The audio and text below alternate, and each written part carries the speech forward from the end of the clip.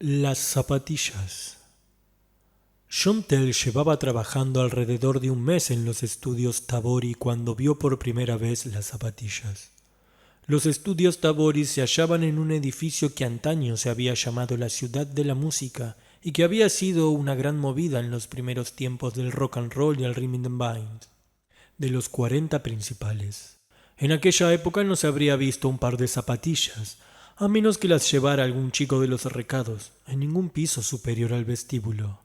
Sin embargo, aquellos tiempos habían pasado la historia, al igual que los productores de ricachones con sus pantalones de raya muy marcada y sus puntiagudos zapatos de piel de serpiente. En la actualidad, las zapatillas deportivas formaban parte de un uniforme de la Ciudad de la Música. Y cuando Tell vio aquel par por primera vez no albergó sospecha alguna sobre su propietario. Bueno, tal vez una. Y era que el tipo no le habría venido mal comprarse un par nuevo. Las que vio habían sido blancas en sus buenos tiempos, pero a juzgar por su aspecto, de eso hacía ya mucho. Eso fue lo primero que advirtió al ver las zapatillas deportivas en el pequeño cuarto en el que uno acababa juzgando a su vecino por el calzado, porque eso era lo único que veía de él. Tell se dio cuenta de su presencia bajo la puerta de la primera cabina del baño de caballeros del tercer piso. Las vio al dirigirse a la tercera y última cabina. Salió al cabo de un par de minutos. Se lavó y secó las manos, se peinó y regresó al estudio F, donde estaba ayudando a mezclar un disco de un grupo de heavy metal llamado The Dead Beats. Afirmar que Tell había olvidado ya las zapatillas habría constituido una exageración, porque en realidad apenas las había registrado en su radar mental. Paul Jennings producía las sesiones de The Dead Beats. No era famoso del modo en que eran los viejos reyes del bebop en la Ciudad de la Música. De hecho, Tell creía que el rock and roll ya no era lo suficientemente fuerte como para crear aquella clase de realeza mítica, pero sí era bastante conocido, y Tell estaba convencido de que era el mejor productor de discos de rock and roll en activo. Solo Jimmy Iovine podría aspirar a compararse con él. Tell lo había visto por primera vez en una fiesta que siguió al estreno del documental sobre un concierto. De hecho, lo había reconocido desde el otro extremo de la estancia. Tenía el cabello canoso y sus facciones tan marcadas se habían tornado casi demacradas. Pero resultaba imposible no reconocer al hombre que había grabado las legendarias sesiones de Tokio con Bob Dylan, Eric Clapton, John Lennon y Al Kooper unos 15 años antes.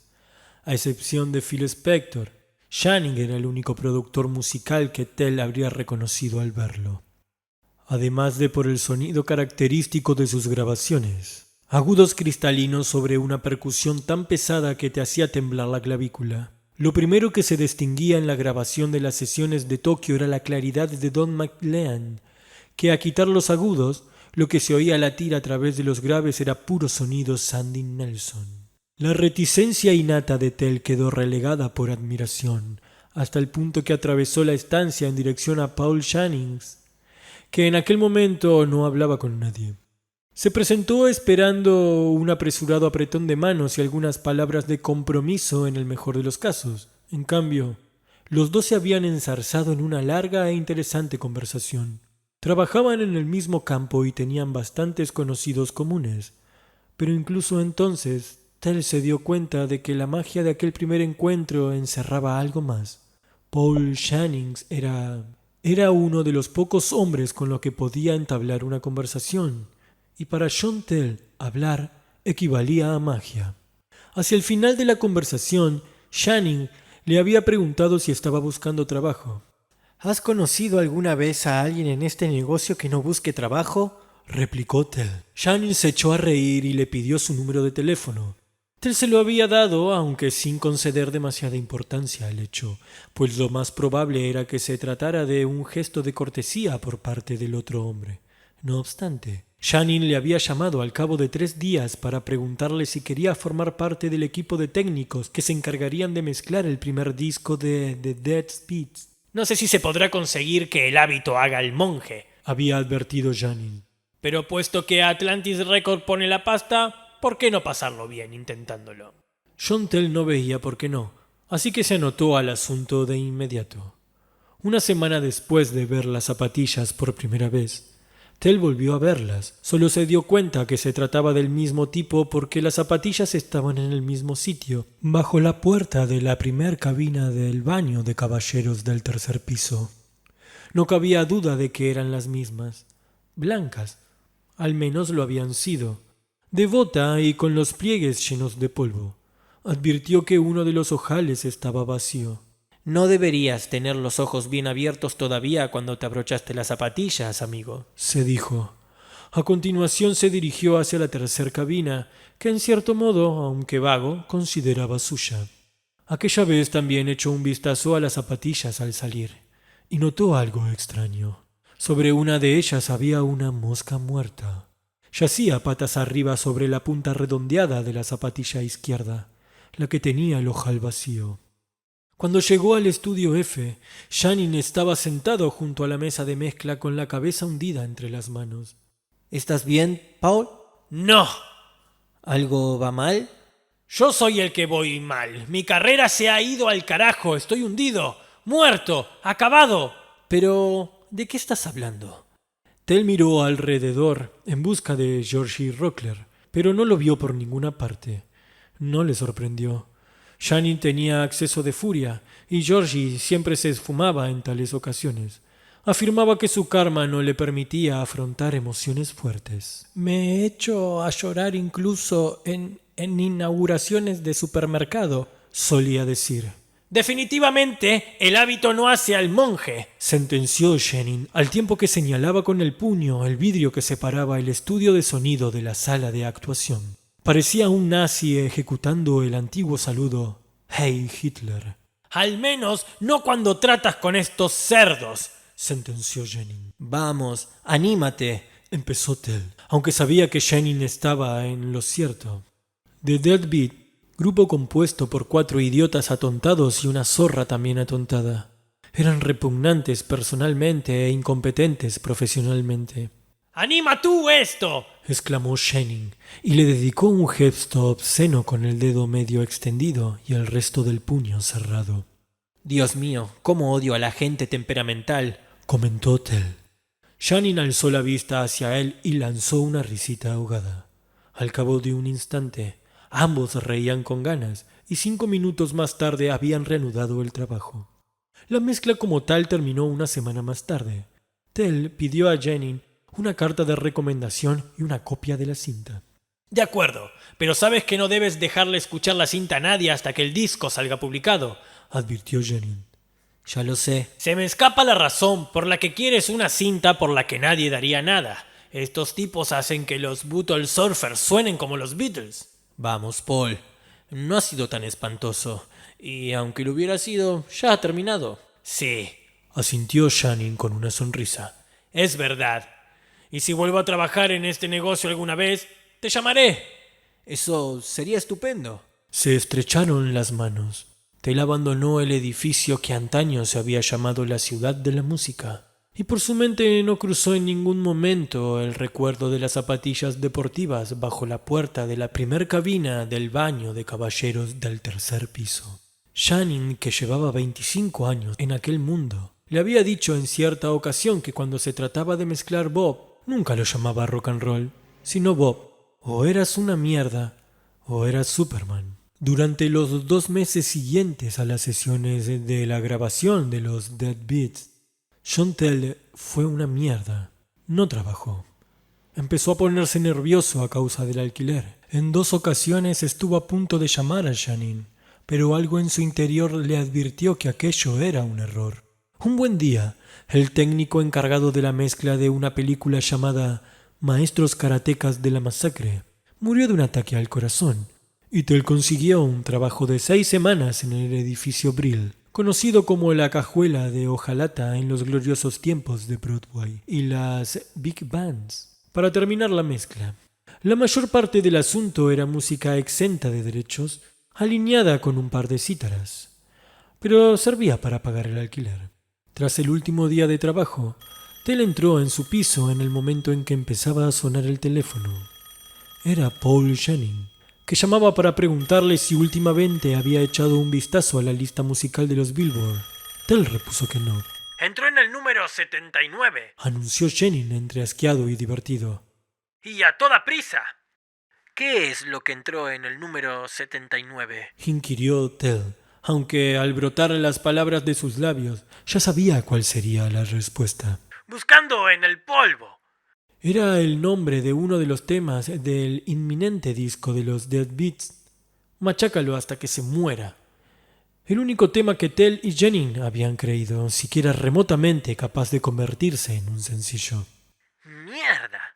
Exacto, pero tengo la extraña sensación de que se va a colocar entre los primeros 10. ¿Has visto el video? No. ¡Mierda! Casi todo es Hincher.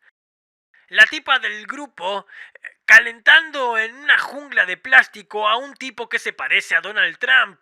Transmite lo que a mis amigos intelectuales les gusta llamar mensajes culturales. Jennings lanzó una carcajada tal que Tell se vio obligado a apartarse el auricular de la oreja. En cualquier caso, seguramente eso significa que el disco también se colocará entre los 10 primeros. Prosiguió Jennings en cuanto logró dominarse. Mierda de perro bañado en platino sigue siendo mierda de perro, pero las referencias que da un platino son de platino de verdad. ¿Me comprende usted?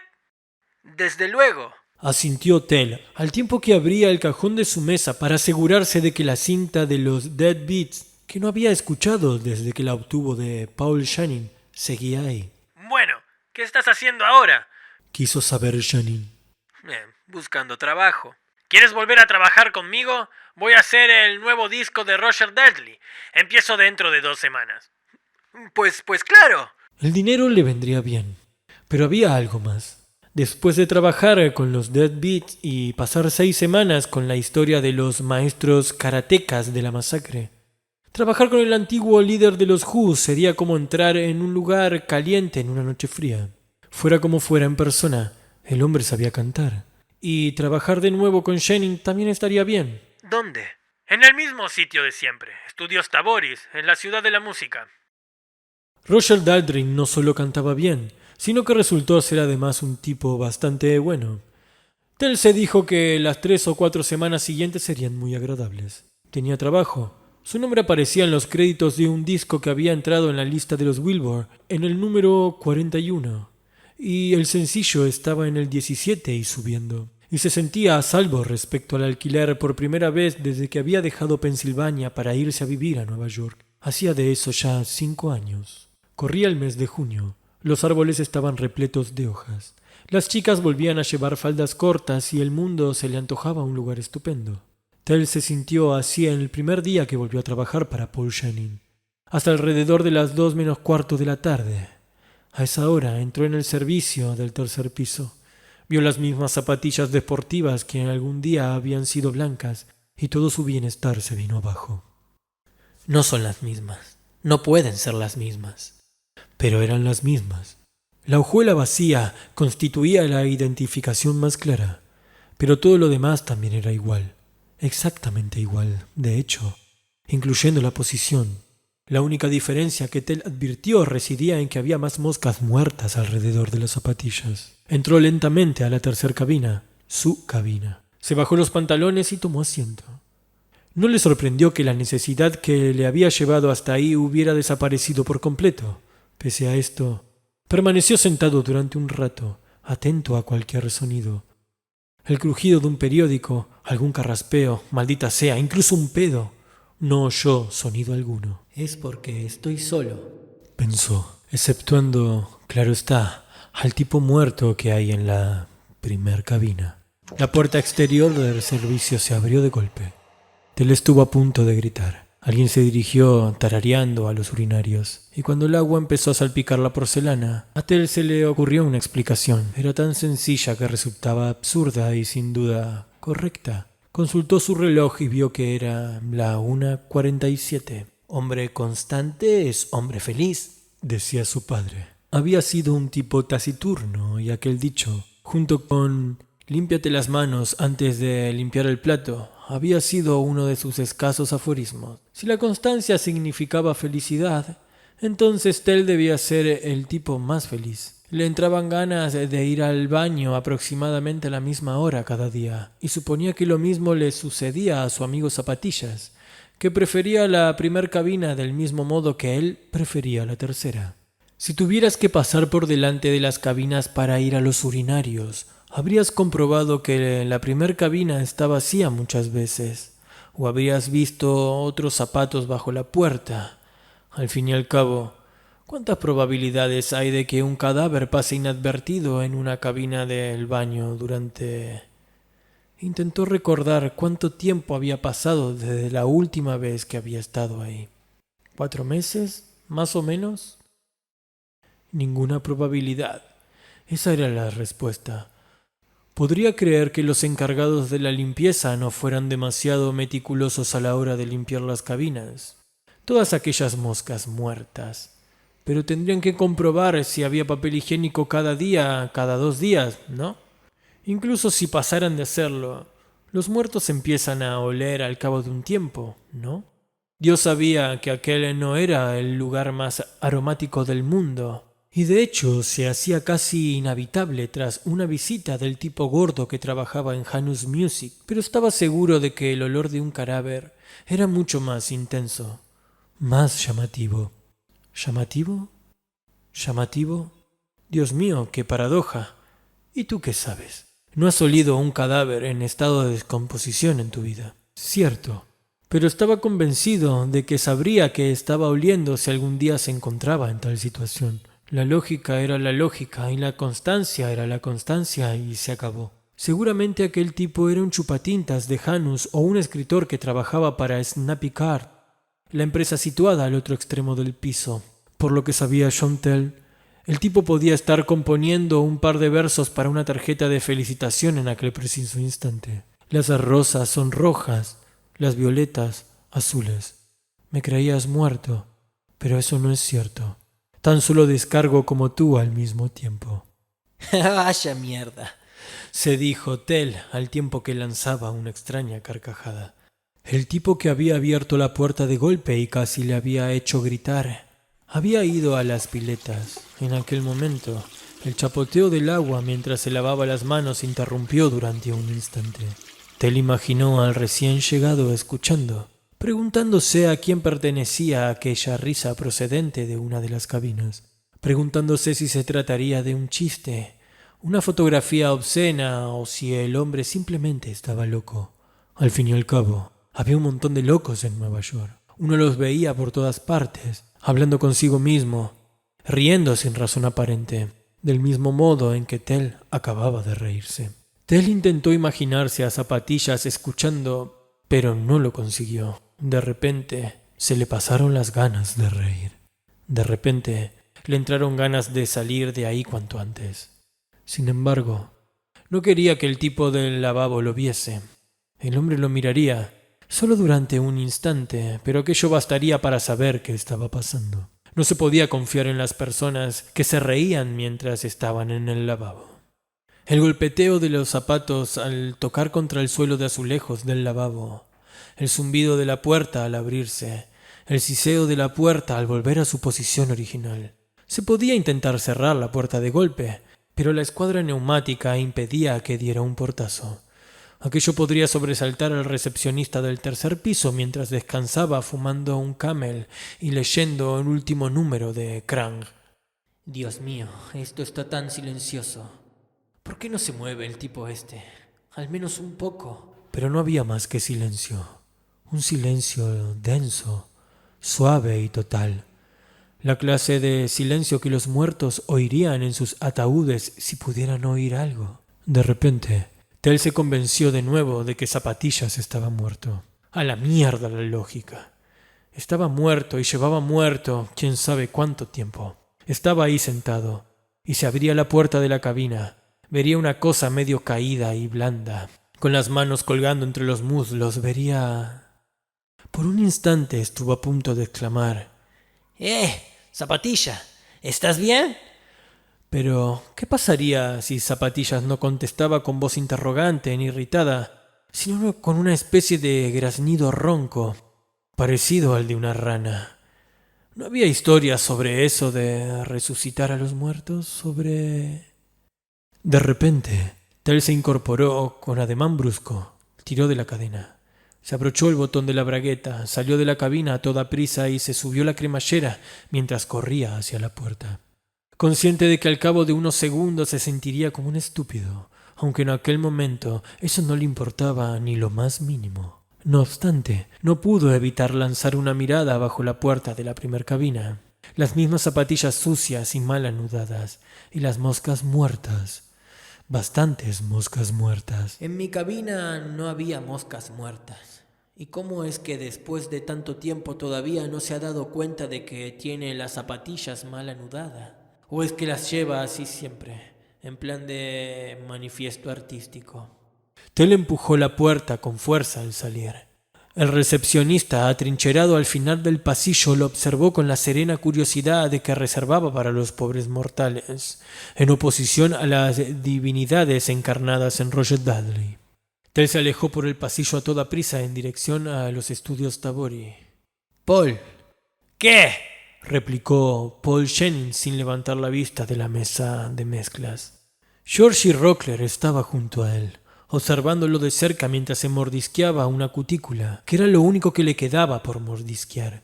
Sus uñas simplemente no existían a partir del punto en que se despedía la carne viva y las terminaciones nerviosas. Se había apostado cerca de la puerta. Si Jennings empezaba a refunfuñar, haría mutus por el foro. Creo que algo va mal en el... ¿Algo más?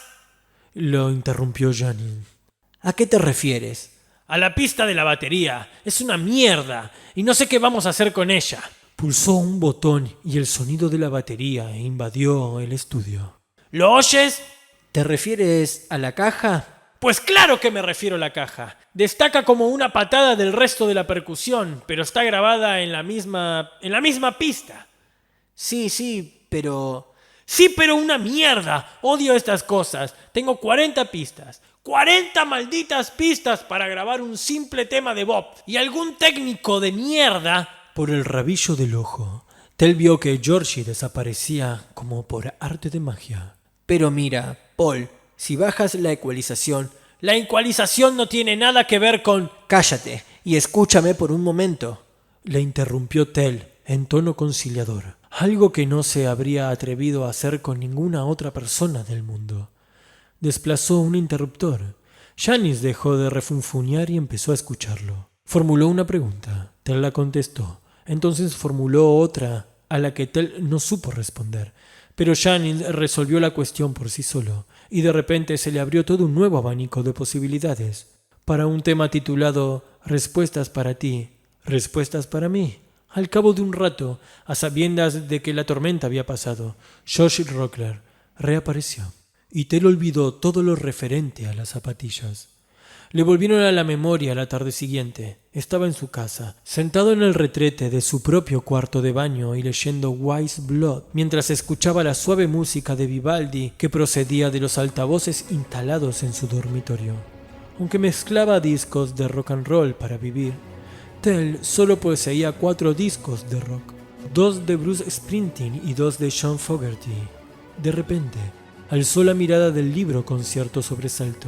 Una pregunta que rayaba la ridiculez cósmica acababa de abrirse paso en su mente. ¿Cuánto hace que no cagas por la noche, John? No lo sabía, pero creía que tal vez lo haría un poco más a menudo en el futuro. Por lo visto, era posible que cambiara al menos uno de sus hábitos. Un cuarto de hora más tarde, mientras estaba sentado en el salón, con el libro olvidado sobre el regazo, se le ocurrió otra cosa. No había ido al lavado del tercer piso ni una sola vez aquel día. A las 10 habían ido a un bar de enfrente a tomar un café, y allí había meado mientras Paul y Georgie se quedaban en la barra bebiendo café y hablando sobre grabaciones. Después, a la hora de comer, había hecho una paradita rápida en el restaurante Brits Burger y otra en el lavabo del primer piso, al bajar un montón de correspondencia que bien podría haber metido en el buzón que había junto a los ascensores. ¿Estaba rehuyendo al lavabo del tercer piso? ¿Era eso lo que había estado haciendo sin siquiera darse cuenta? Apostaría sus Reebok a que sí. Lo había estado rehuyendo como un niño que da un rodeo de una manzana entera cuando vuelve de la escuela para no tener que pasar por delante de la casa embrujada del pueblo. Lo había estado rehuyendo como si fuera la peste. Bueno, ¿y qué? Se preguntó en voz alta. No fue capaz de articular exactamente lo que significaba aquel ¿y qué? Pero sabía que existía. El hecho de salir espantado de un lavabo público a causa de un par de zapatillas sucias tenía algo demasiado existencia, incluso para una ciudad como Nueva York. Esto tiene que acabarse, sentenció Tell en voz alta y clara. Pero aquello fue el jueves por la noche. El viernes por la noche sucedió algo que confirió un giro insospechado a la situación. Aquel día se cerraron las puertas entre él y Paul Jennings. Tell era un hombre tímido y le costaba entablar amistades. En la zona rural de Pensilvania en la que había ido al instituto, un capricho del destino había colocado a Tell sobre un escenario con una guitarra en las manos. Era el último lugar en el que se habría esperado encontrarse. El bajista de un grupo llamado Satin Saturn había contraído la salmonela un día antes de un trabajo que se pagaba bien. El guitarra solista, que también tocaba en la banda del colegio, sabía que John Tell tocaba tanto el bajo como la guitarra rítmica.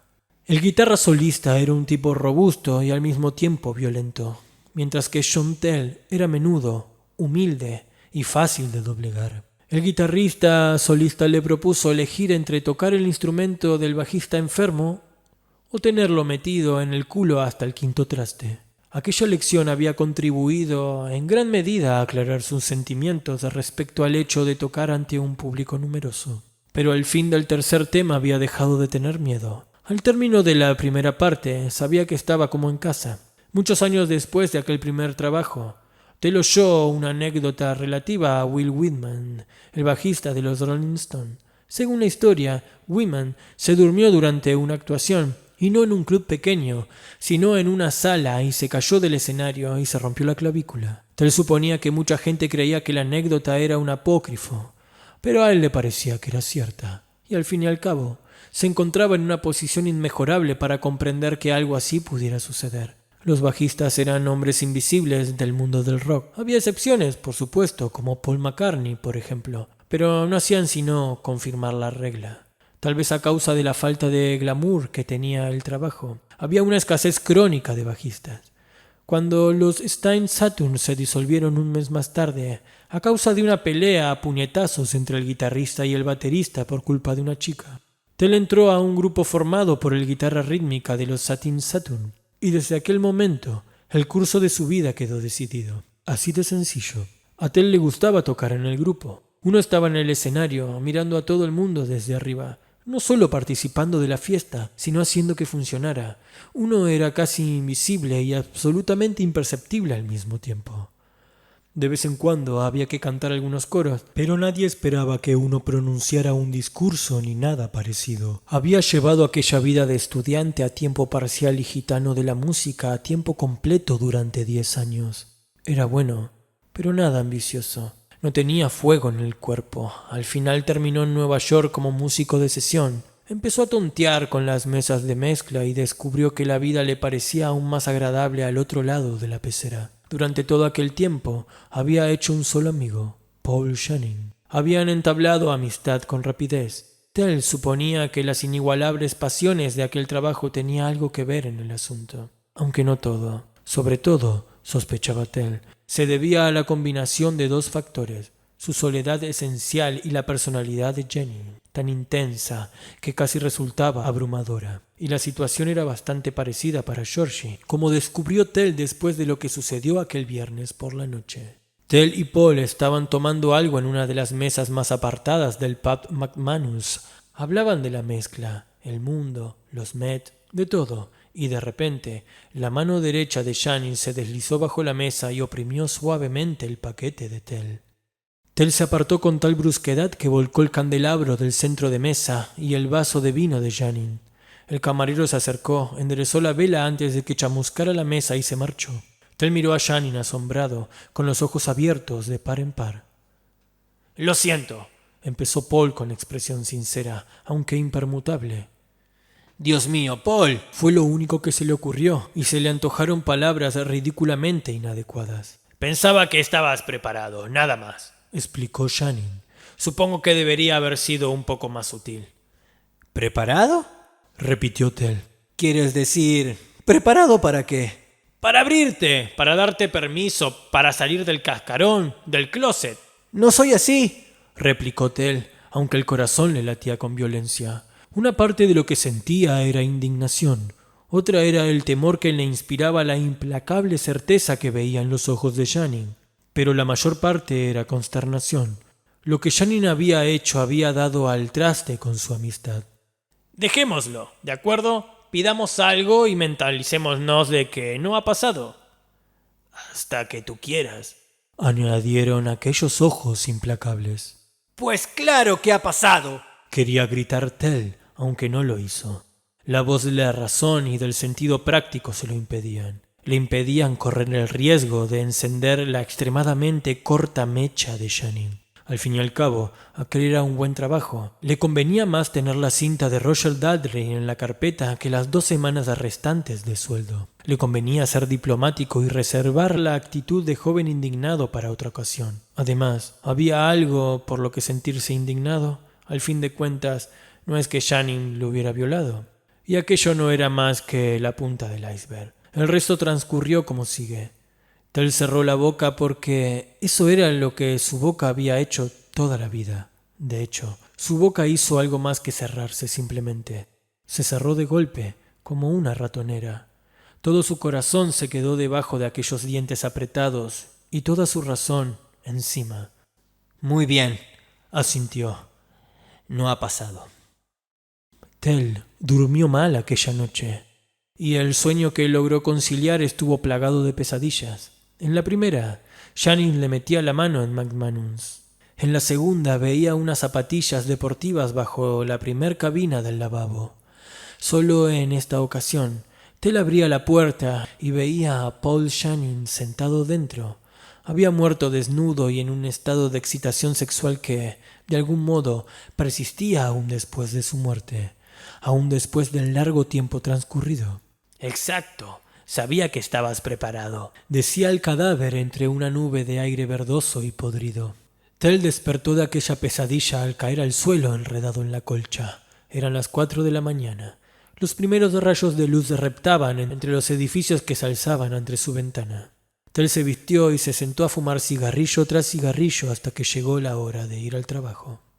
Alrededor de las 11 de la mañana de aquel sábado, trabajaban 6 días a la semana a fin de cumplir el calendario de Roger Dudley. Tell fue al lavabo del 3er piso para orinar. Permaneció junto a la puerta durante un instante mientras se frotaba las sienes, y de súbito echó un vistazo a las cabinas. No veía nada. Se hallaba en un ángulo incorrecto. Pues da igual, a la mierda, mea y lárgate de aquí.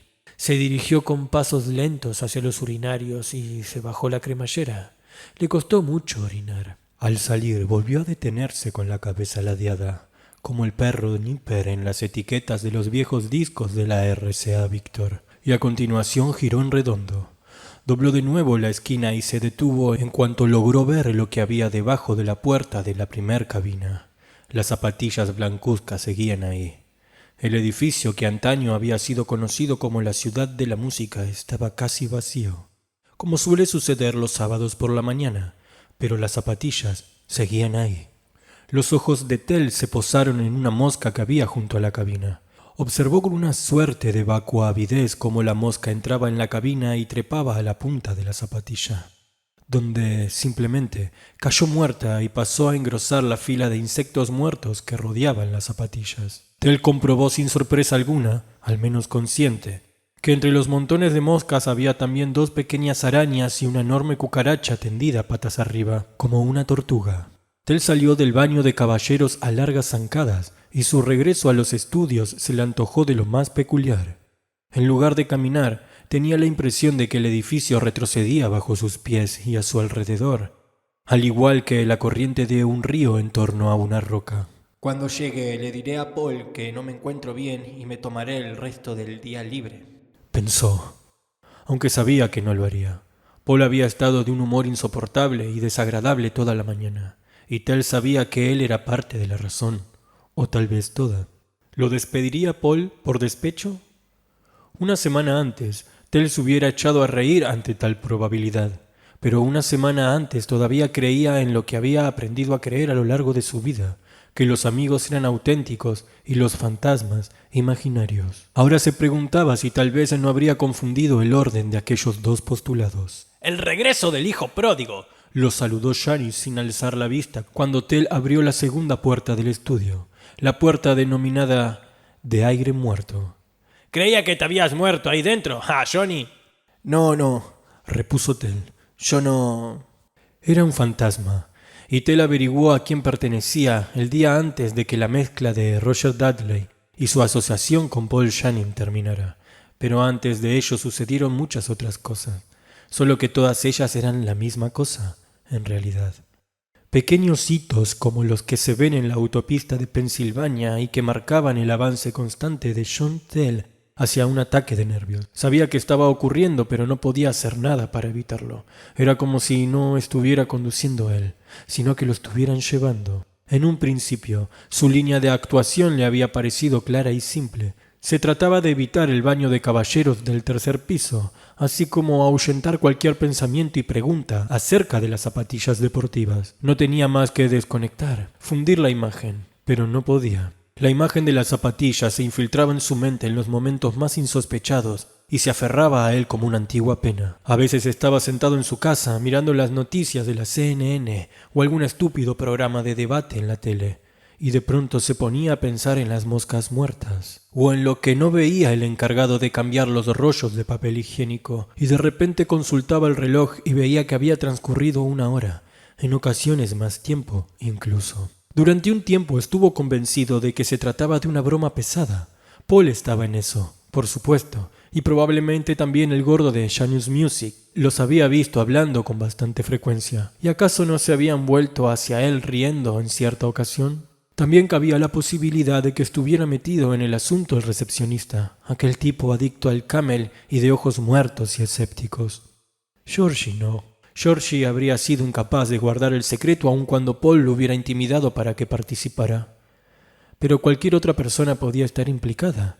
Durante un par de días, Tel incluso barajó la posibilidad de que el propio Roger Dudley se hubiera calzado durante un rato las zapatillas blancas y mal anudadas. Aunque sabía que aquellas ideas eran fantasías paranoicas, la certeza no contribuyó a disiparlas. Tel les ordenaba marcharse. Insistía en que no había ninguna confabulación encabezada por Paul Channing para ahuyentarlo, y su mente respondía: «Sí, de acuerdo, eso tiene sentido». Y al cabo de 5 horas, o tal vez solo 20 minutos, imaginaba a un nutrido grupo sentado en la bracería Desmond, situado a 2 manzanas de ahí.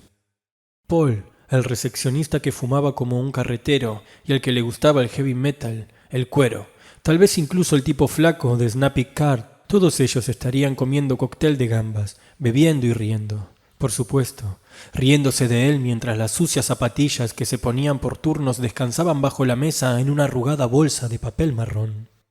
Tel veía la bolsa marrón. Hasta ese extremo había llegado.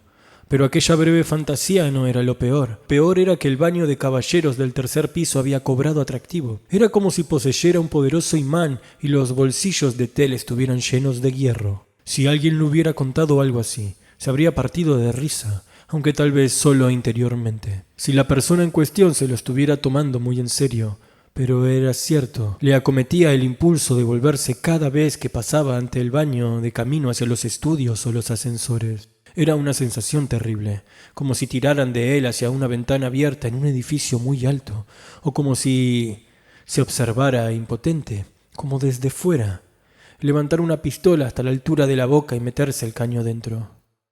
Quería volver a mirar. Era consciente de que un solo vistazo más bastaría para acabar con él, pero daba igual. Quería volver a mirar. Cada vez que pasaba, sentía aquella necesidad de entrar. En sus sueños, abría la puerta de la primer cabina una y otra vez, solo para echar un vistazo, un buen vistazo. Y por lo visto, no podía contárselo a nadie. Sabía que las cosas mejorarían un tanto si se lo contaba a alguien. Sabía que si se desahogaba el temor cambiaría de forma. Tal vez incluso le saldría un mango con el que poder manejarlo. En 2 ocasiones entró a bares y logró entablar conversación con los hombres sentados junto a él. Porque los bares, pensó, eran los lugares en los que la conversación estaba más barata. tirada de precio, en realidad. No había hecho más que abrir la boca en la primera de aquellas ocasiones cuando el hombre que había elegido empezó a soltarle un sermón sobre los yanquis y George Steinbrenner. Sin duda, aquel tipo tenía a Steinbrenner bien metido en la mollera y resultó imposible deslizar siquiera una palabra sobre otro tema. Tell renunció. La segunda vez logró entablar una conversación bastante informal con un hombre que tenía aspecto de obrero en la construcción. Hablaron del tiempo, después de béisbol, aunque por fortuna el tipo no estaba chiflado por el tema, y pasaron a debatir la dificultad de encontrar un empleo decente en Nueva York. Tell estaba bañado de sudor. Se sentía como si estuviera realizando algún pesado trabajo físico, como empujar una carretilla llena de cemento por una ligera cuesta, tal vez. Pero también tenía la sensación de que no estaba haciendo del todo mal. El hombre con aspecto de obrero de la construcción bebía vodka con Kahlúa. Tell no pasó de la cerveza. Tenía la sensación de que la sudaba al mismo tiempo que la ingería, pero después de invitar al tipo un par de copas y de dejarse invitar él a un par de birras, hizo acopio de valor para ir al grano.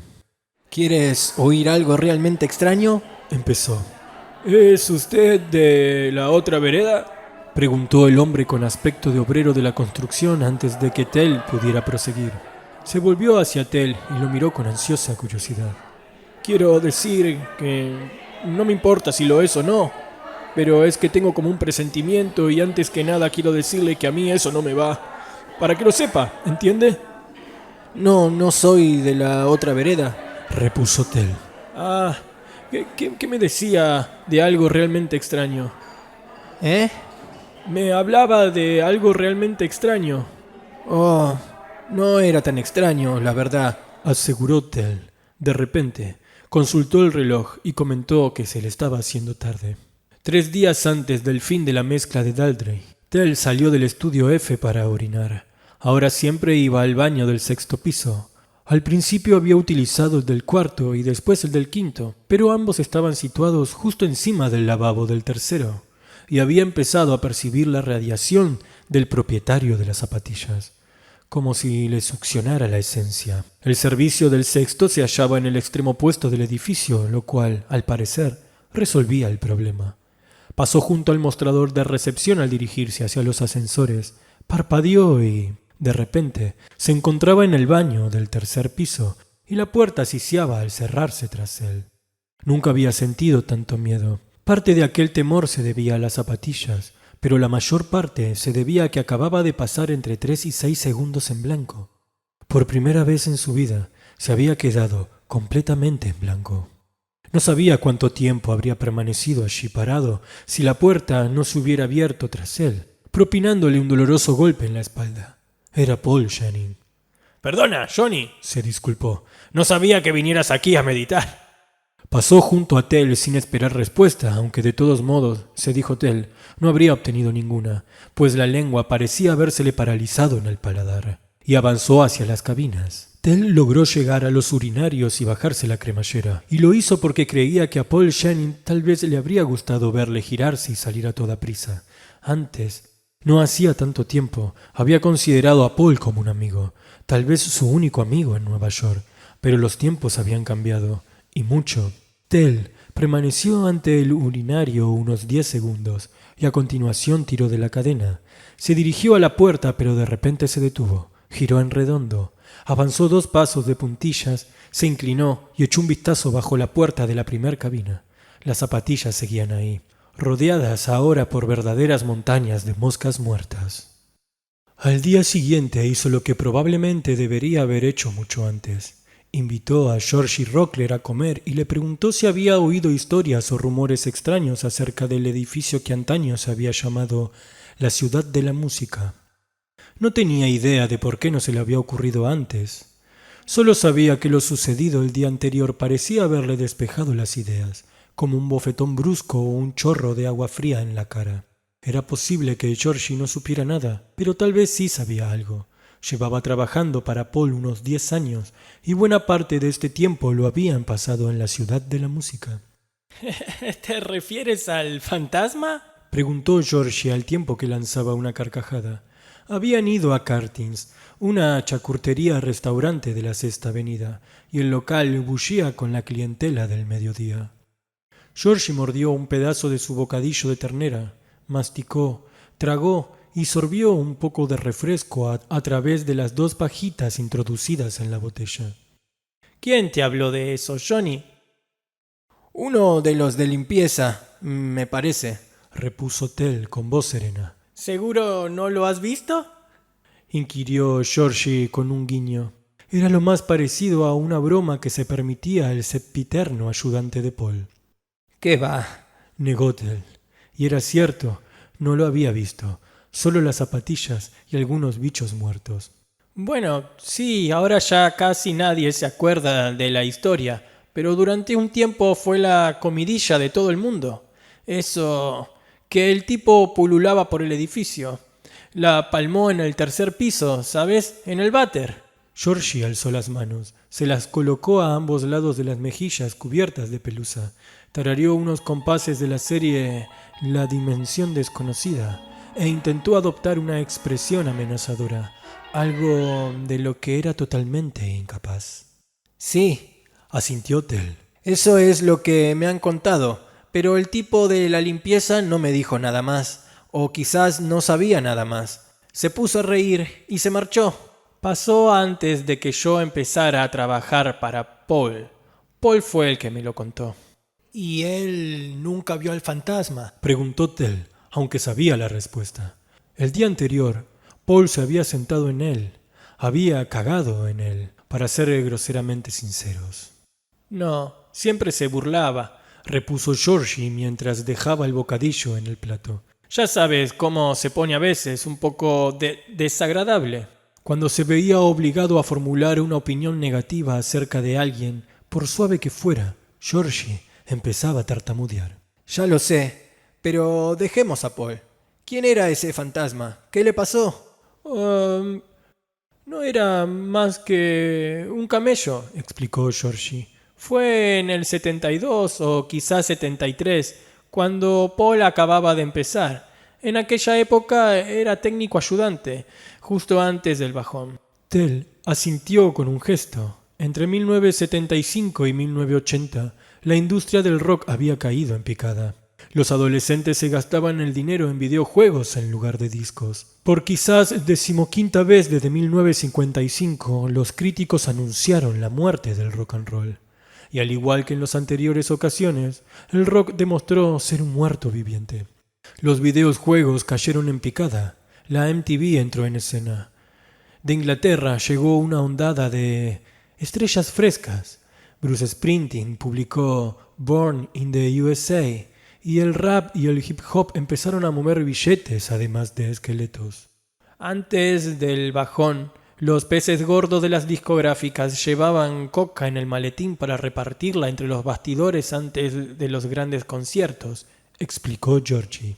Yo hacía el sonido en conciertos en aquella época y me enteraba de todo. Había un tipo que murió en 1978, pero reconocerías su nombre si te lo dijera, que sacaba un frasco de aceitunas antes de cada concierto. El frasco iba envuelto en papel de regalo, muy mono, con lacitos y todo eso, solo que en lugar de flotar en líquido, las aceitunas flotaban en cocaína. Normalmente se las ponía en las copas y las llamaban martinis explosivos. Seguro que lo eran, comentó Tell. Bueno, en aquella época mucha gente creía que la cocaína era casi una vitamina, prosiguió Georgie. Decían que no te enganchaba como la heroína ni te dejaba hecho polvo al día siguiente como la bebida. Y este edificio era una verdadera tormenta de nieve. Pastillas, María y chocolate también. Pero lo que más se consumía era la cocaína. Y aquel tipo... ¿Cómo se llamaba? Georgie se encogió de hombros. No sé, Paul no me lo dijo y yo nunca se lo he oído mencionar a nadie del edificio, al menos que yo recuerde. Pero parece que era como uno de esos repartidores de restaurantes que ves subir y bajar en el ascensor con café, donas y bocatas. Solo que en vez de repartir café, este tipo repartía droga. Venía 2 o 3 veces por semana, subía hasta el último piso y luego iba bajando. Siempre llevaba un abrigo colgado sobre el brazo y un maletín de piel de serpiente en esa mano. Llevaba el abrigo incluso cuando hacía calor. Era para que la gente no viera las esposas, pero supongo que a veces las veían de todas formas. ¿Las qué? Las esposas, repitió Georgie. Al tartamudear escupió varias partículas de bocadillo de ternera.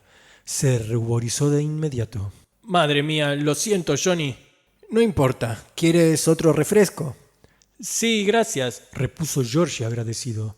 Tell llamó por señas a la camarera. Así que era un repartidor, comentó, sobre todo para que Georgie se tranquilizara. Georgie seguía limpiándose los labios con la servilleta. Exacto, repuso. En aquel momento le trajeron el refresco y bebió un sorbo. Cuando salía del ascensor en el 8º piso, el maletín esposado a su muñeca estaba lleno de droga. Y cuando salía del ascensor en la planta baja, estaba lleno de dinero. El mejor truco desde que la serpiente tentó a Eva, aseguró Tell. Sí, pero al final se le acabó el rollo. Un buen día solo llegó al 3er piso. Alguien se lo cargó en el baño de hombres. ¿Y lo apuñalaron? Lo que me contaron es que alguien abrió la puerta de la cabina en la que estaba sentado y le clavó un lápiz en el ojo. Por un instante, Tell vio la escena tan vívidamente como había visto la bolsa arrugada bajo la mesa del restaurante en el que se hallaban los conspiradores imaginarios.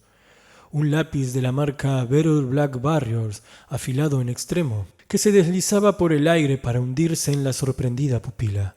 La explosión del globo ocular hizo una mueca. Georgie asintió con un gesto. Asqueroso, pero seguramente es mentira. Quiero decir, esa parte probablemente lo apuñalaron. Pero quien fuera llevaría algo afilado, eso seguro, añadió Georgie. Porque el maletín había desaparecido. Tell miró a Georgie. También veía esa escena. La veía incluso antes de que Georgie le contara el resto. Cuando entraron los polis para llevarse el cadáver, encontraron la mano izquierda dentro del inodoro. ¡Oh!, murmuró Tell. Georgie bajó la mirada hacia su plato, sobre el que todavía quedaba medio bocadillo. Creo que estoy lleno, comentó mientras esbozaba una sonrisa tensa. Así que se supone que el fantasma de aquel tipo se aparece en... ¿dónde? ¿En el lavabo?, inquirió Tell cuando regresaban al estudio. De repente se echó a reír, porque, por escalofriante que fuera la historia, la idea de un fantasma apareciéndose en un cagadero tenía su lado cómico. Ya sabes cómo es la gente, sonrió Georgie. Eso es lo que decían al principio, cuando empecé a trabajar para Poe. Alguna gente me decía que lo habían visto ahí dentro. No entero, solo las zapatillas por debajo de la puerta. ¿Solo las zapatillas, Sí.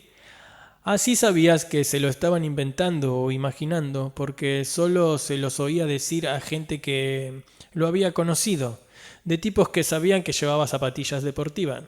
Tell, que había sido un crío ignorante en una zona rural de Pensilvania en la época en que se había cometido el asesinato, asintió con la cabeza.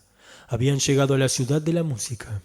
Pero ya conoces la estabilidad de este mundo, comentó Georgie mientras atravesaban el vestíbulo en dirección a los ascensores. Hoy aquí y mañana a otra cosa, mariposa. No creo que quede nadie en el edificio que ya trabaje aquí desde aquella época, excepto Paul y quizás algunos de los de la limpieza, y ninguno de ellos le compraba nada. Así que casi nadie habla ya del tema y nadie ve al tipo ahora. Habían llegado a los ascensores. Georgie, ¿por qué sigues trabajando con Paul? Aunque Georgie bajó la cabeza y la punta de las orejas se le pusieron coloradas, no pareció sorprendido por el giro que había tomado la conversación. ¿Por qué no? Me cuida. ¿Te acuestas con él, Georgie? La pregunta se le ocurrió de inmediato, como una prolongación natural. Supuso Tell de la primera, pero no la formuló en voz alta, no se atrevía, porque creía que Georgie le daría una respuesta sincera.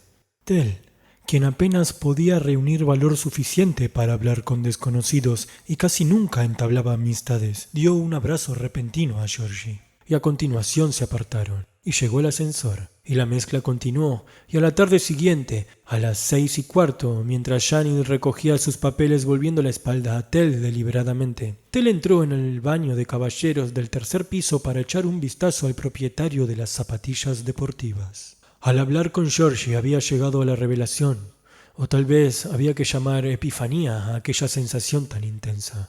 Su contenido era el siguiente.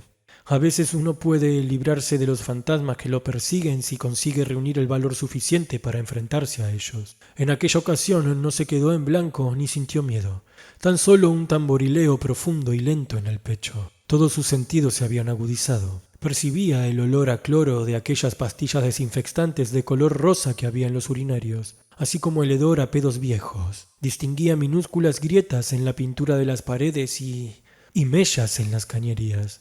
Oía el goteo hueco de las suelas mientras avanzaban hacia la primer cabina. Las zapatillas estaban casi enterradas en un mar de cadáveres de arañas y moscas.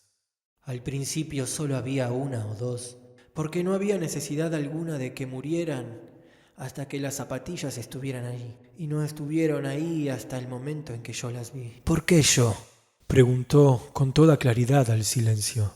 Las zapatillas no se movieron y no se alzó ninguna voz para responderle. Yo no te conocía, ni siquiera nos presentaron, y no tomo esas cosas que vendías, nunca las he tomado, así que... ¿Por qué yo? Una de las zapatillas se crispó. Se oyó un susurro de moscas muertas. A continuación, la zapatilla, la que estaba mal anudada, volvió a su posición original. Tell abrió la puerta de la primer cabina. Una de las bisagras chirrió de un modo adecuadamente gótico. Y allí estaba. «Invitado misterioso, entre, por favor», pensó Tell. El invitado misterioso estaba sentado en el retrete con una mano posada sobre el muslo. Se parecía mucho a la persona a la que Tell había visto en sus sueños, aunque con una diferencia, y era que solo tenía una mano. La otra acababa en un polvoriento muñón marrón en que se habían adherido varias moscas. De repente, Tell se dio cuenta de que nunca se había fijado en los pantalones de zapatillas. ¿Y acaso no se fijaba uno siempre en el modo en que los pantalones bajados se amontonaban sobre los zapatos si miraba por debajo de la puerta de un lavabo? ¿No resultaba cómico, indefenso o las dos cosas juntas? Nunca se había fijado en los pantalones porque los tenía subidos, con el cinturón abrochado y la cremallera subida. Eran pantalones pata de elefante. Tell intentó recordar cuándo habían pasado de moda los pantalones de pata de elefante, pero no lo logró. Además de los pantalones de pata de elefantes, Zapatillas llevaba una camisa azul de cambray y un símbolo de la paz cosido a cada bolsillo. Llevaba el cabello con la raya a la derecha. Tell comprobó que había moscas muertas en la raya. Del gancho de la puerta colgaba el abrigo del que le había hablado Georgie.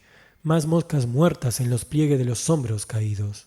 Se oyó un chirrido no muy diferente al que había producido la bisagra. Eran los tendones del cuello del muerto. Se dio cuenta Tell. Zapatillas estaba levantando la cabeza. Se le quedó mirando, y Tell constató sin sorpresa alguna que, a excepción del lápiz que sobresalía de la cuenca del ojo derecho, era el mismo rostro que veía reflejado en el espejo cada mañana.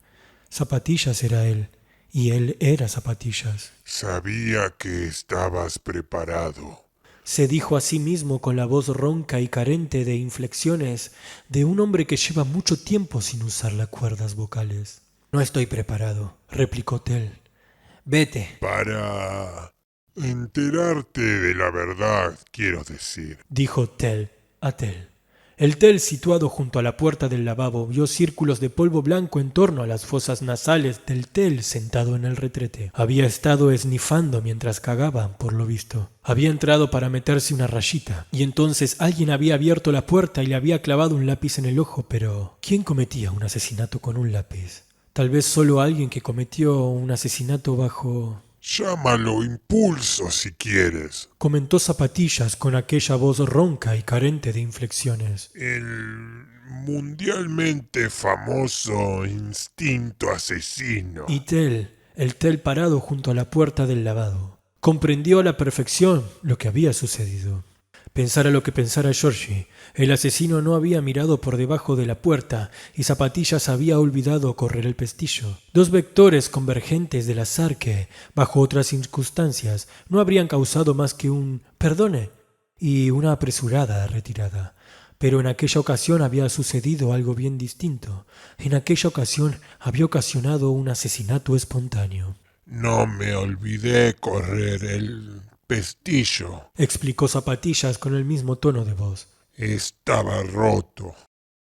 Sí, señor. El pestillo estaba roto. Daba igual. ¿Y el lápiz? Tel estaba convencido de que el asesino lo llevaba en la mano al abrir la puerta del lavabo. Pero no como arma asesina. Lo llevaba porque a veces a uno le gusta juguetear con algo, un cigarrillo, un llavero, un bolígrafo o un lápiz. Tel pensó que el lápiz se hundió en el ojo de Zapatillas antes de que ninguno de los dos hombres tuviera idea de que el asesino iba a clavárselo.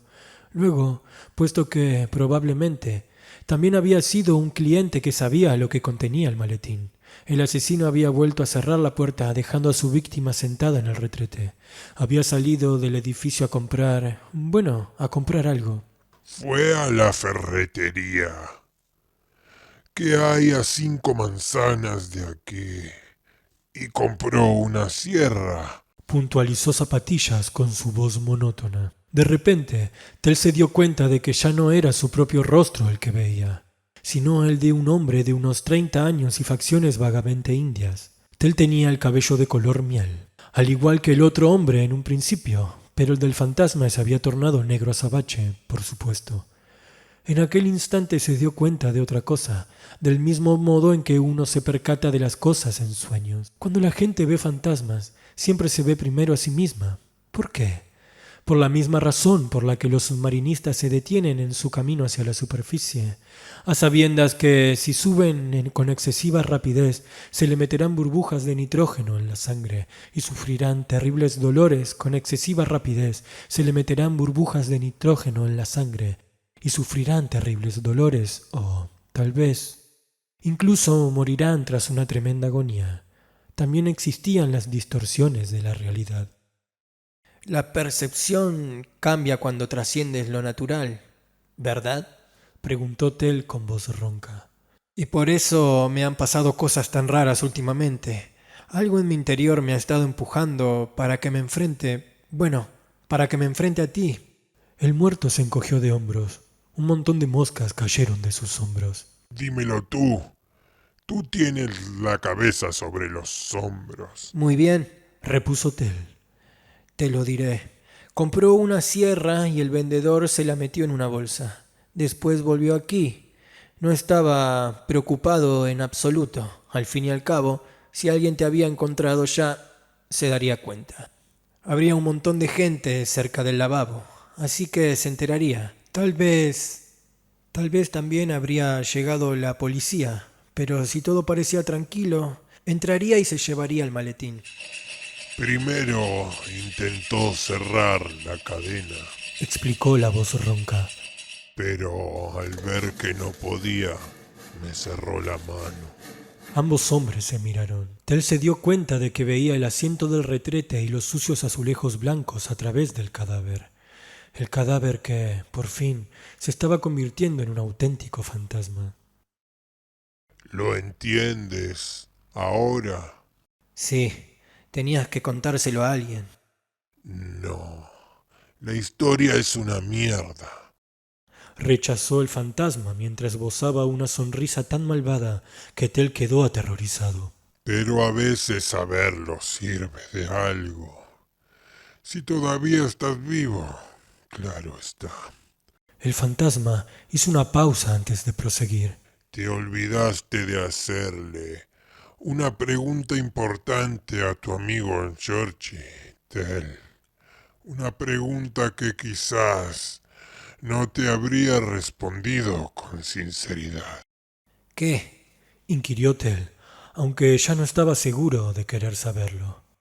¿Quién era mi cliente más importante en el tercer piso en aquella época? ¿Quién me debía casi $8,000? ¿A quién había dejado de venderle droga? ¿Quién se fue a Rhode Island para una cura de desintoxicación y volvió limpio 2 meses después de mi muerte? ¿Quién ni se acerca al polvo blanco hoy en día? Georgie no estaba aquí en aquella época, pero creo que, aún así, conoce las respuestas a todas estas preguntas. Porque oyó hablar a la gente. ¿Te has dado cuenta del modo en que habla la gente delante de Georgie, como si no estuviera? Tell asintió con un gesto. Y su cerebro no tartamudea, te lo aseguro. Creo que lo sabe todo, te lo digo yo. No se lo contaría a nadie, Tell, pero creo que lo sabe. El rostro del fantasma empezó a transformarse de nuevo, y las facciones que surgieron de aquella neblina eran taciturnas y marcadas. Las facciones de Paul Channing. No, Murmuró Tell. Se llevó más de 30 de los grandes. Prosiguió el rostro de Paul Channing. Tuvo bastante para pagarse la desintoxicación y aún le quedó un montón para financiarse todos los vicios a los que no renunció. De repente, la figura del retrete empezó a disiparse y al cabo de un momento había desaparecido. Tell bajó la mirada al suelo y comprobó que las moscas también se habían enfumado. Ya no tenía ganas de ir al lavabo. Volví a la sala de control. Le dijo a Paul Channing que era un hijo de puta. Se detuvo el tiempo justo para disfrutar del asombro que se pintó en el rostro de Paul y a continuación se marchó. Ya encontraría otro trabajo. Era lo suficientemente bueno como para poder contar con ello. Pero el hecho de saberlo con certeza constituyó una especie de revelación. No la primera del día, pero sin lugar a dudas la mejor. Al llegar a su piso, atravesó sin titubeos el salón y entró directamente al lavabo. Las necesidades fisiológicas habían regresado, y con renovada intensidad por lo visto. Pero eso no importaba, aquello formaba parte de la vida. Hombre constante, hombre feliz. Confió a las paredes de azulejos blancos. Volvió un poco el torso. Tomó el último número de Rolling Stone que había dejado sobre la cisterna. La abrió por la sección de noticias cortas y empezó a leer.